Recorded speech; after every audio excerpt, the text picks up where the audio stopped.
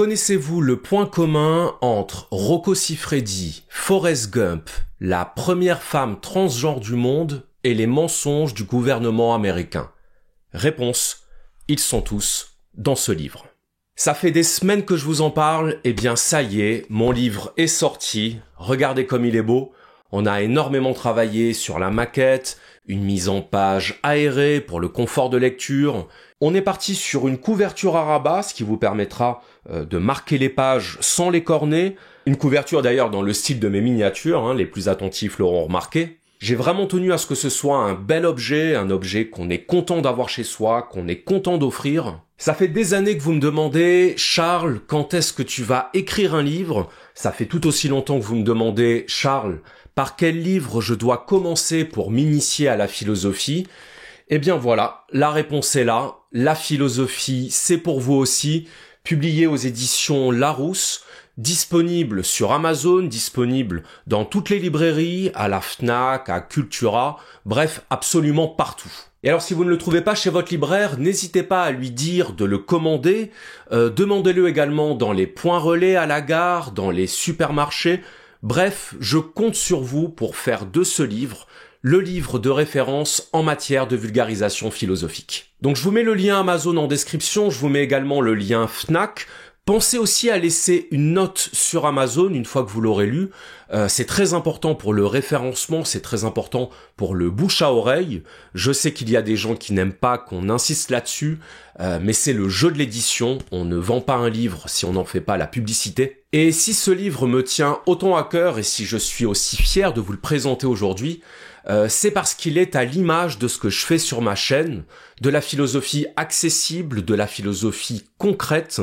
Vous pouvez le lire si vous êtes débutant, vous pouvez le lire si vous avez déjà un bagage en philosophie, vous pouvez l'offrir à vos amis pour les initier à la philosophie. Je pense d'ailleurs que c'est vraiment une bonne idée de cadeau pour Noël ou pour les anniversaires. Je l'ai vraiment conçu comme un livre tout public, je dirais qu'à partir de 16 ans, on peut le lire sans trop de difficulté. Bref, vous l'aurez compris, ce livre, vous ne pouvez pas passer à côté. Alors je vais prendre le temps de vous expliquer un peu ce que vous allez trouver dans ce livre et comment je l'ai écrit, comment je l'ai imaginé, parce que vous avez dû être un peu surpris en voyant Rocco Siffredi sur la miniature, donc je vais vous expliquer tout ça. Alors voilà comment ça s'est passé. En avril 2024, les éditions Larousse me contactent pour me proposer une collaboration.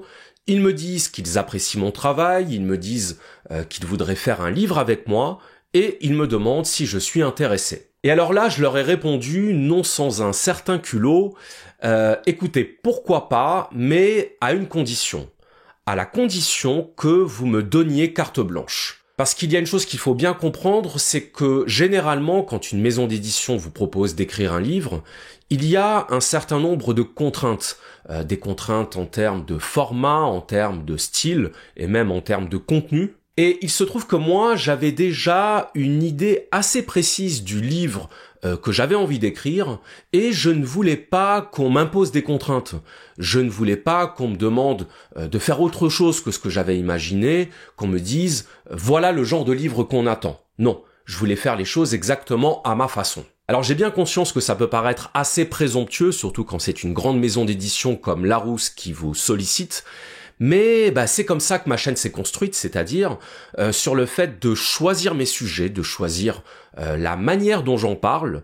Ça fait partie de l'ADN de mon travail, cette indépendance d'esprit, cette indépendance de création. Et donc, si j'écrivais un livre, il fallait qu'on retrouve ça. Il fallait que je sois entièrement libre de faire les choses à ma façon. Alors mon idée c'était quoi? Eh bien c'était de présenter la pensée de 20 philosophes, mais de faire précéder chaque présentation d'une histoire, d'une anecdote, d'une illustration narrative du philosophe en question. Par exemple, je consacre un chapitre à Descartes. Descartes c'est quoi? Descartes c'est le doute.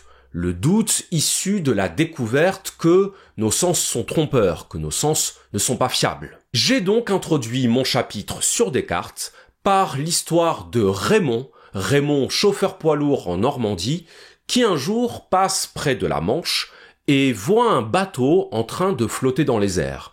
Et ça, il se trouve que c'est une histoire qui a réellement eu lieu.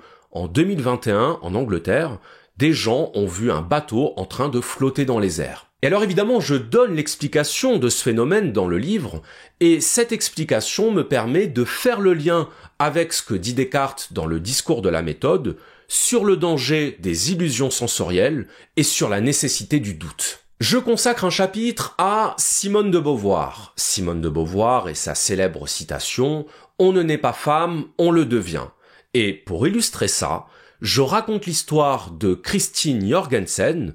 Christine Jorgensen, première femme mondialement connue à avoir effectué une opération de changement de sexe. Je consacre un chapitre à Sigmund Freud, dans lequel je parle du désir, dans lequel je parle de la libido et de la sublimation.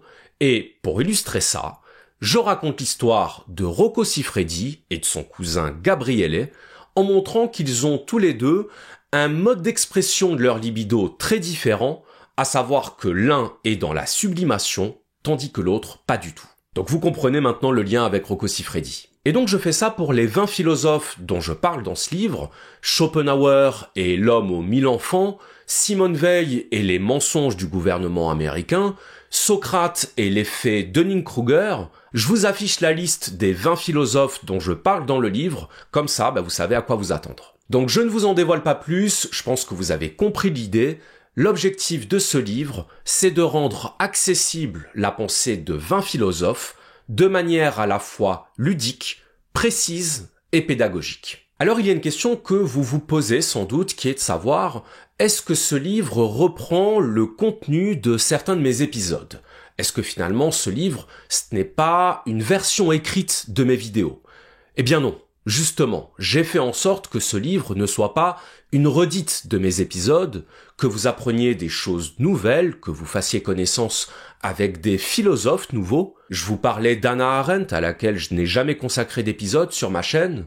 Il y a aussi un chapitre sur Hypatie d'Alexandrie, un chapitre sur Ayn Rand, la philosophe qui prône l'égoïsme rationnel, un chapitre également sur Diogène de Sinope, le philosophe cynique, donc des philosophes nouveaux et surtout une approche différente de celle que je propose dans mes épisodes, parce que le but c'est de condenser un maximum d'informations dans un format synthétique. Et alors vous trouverez également, pour ceux que ça intéresse, un avant-propos dans lequel j'explique un peu mon parcours, dans lequel je raconte comment j'en suis venu à m'intéresser à la philosophie, les difficultés que j'ai rencontrées aussi au début, puisque je ne venais pas du tout d'un milieu intellectuel. Bref, des éléments un peu plus personnels, un peu plus autobiographiques, pour que vous compreniez d'où je viens et d'où me vient ma façon de parler de philosophie et pourquoi je tiens absolument à rendre la philosophie accessible au plus grand nombre. Il se trouve que quand j'étais enfant, les seuls livres qu'on avait à la maison,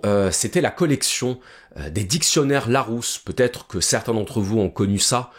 L'encyclopédie Larousse en 22 volumes, ils étaient rouges. J'ai passé des heures et des heures à feuilleter ces dictionnaires, à apprendre l'orthographe, à enrichir mon vocabulaire. Et donc aujourd'hui, que mon livre soit publié aux éditions Larousse, une édition de référence, pour l'enfant de prolétaire que je suis, je ne vous cache pas que c'est une immense fierté. J'ai toujours mis un point d'honneur à ne jamais oublier d'où je venais, à ne jamais me perdre et me corrompre dans le pseudo-élitisme, dans le snobisme intellectuel. Je suis convaincu qu'on peut faire de la vulgarisation qui soit à la fois sérieuse, précise, exigeante, mais accessible à tous, accessible à ce que j'appelle les gens normaux. C'est la raison d'être de ce livre et j'espère que vous serez le plus nombreux possible à m'accompagner dans cette aventure. La philosophie, c'est pour vous aussi, le lien est dans la description. Faites de ce livre le livre numéro 1 sur Amazon, offrez-le à vos proches, offrez-le à vos enfants, à vos grands-parents. Merci à tous pour votre soutien, on se retrouve très bientôt pour de nouveaux épisodes, et d'ici là, prenez soin de vous.